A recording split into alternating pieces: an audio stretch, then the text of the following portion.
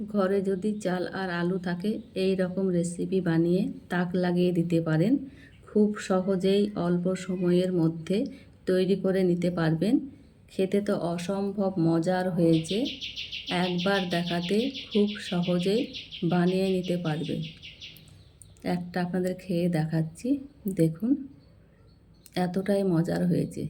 এখানে আমি ভাত রান্না করা চাল নিয়েছি 1 কাপ, ভিজিয়ে রেখেছিলাম 15 মিনিট, ধুয়ে পরিষ্কার করে নিয়েছি, জল ছেঁকে নিচ্ছি। এবার বেটে নেব।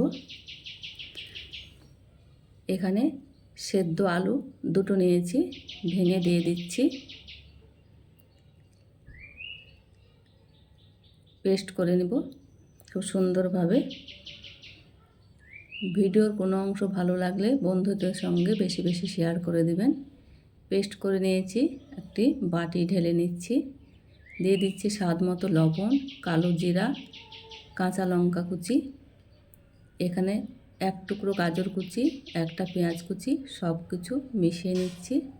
খুব সুন্দরভাবে মিশিয়ে নিতে হবে। এখানে 1 চামচ কর্নফ্লাওয়ার দিয়ে দিলাম, 1 চামচের অর্ধেক বেকিং পাউডার দিয়ে দিলাম।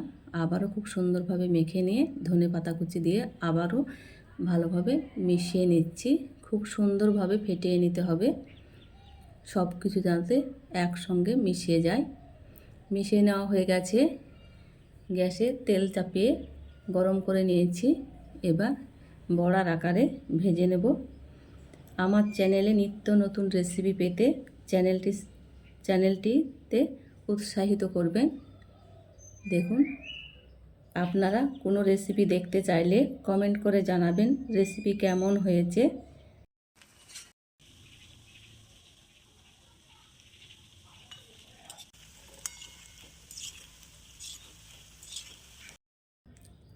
একদিক হয়ে গেছে, চামচের সাহায্যে নেড়ে চেড়ে ভেজে নিচ্ছি।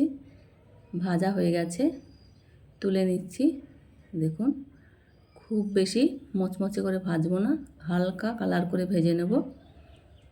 মিডিয়াম আঁচে ভেজে নিতে হবে, কালারটা সুন্দর হবে।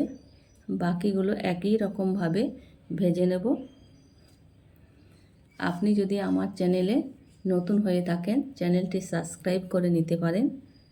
আপনি যদি কাজটি অলরেডি করে থাকেন আপনাকে অসংখ্য ধন্যবাদ। আবারও নেড়ে চেড়ে ভেজে নিচ্ছি।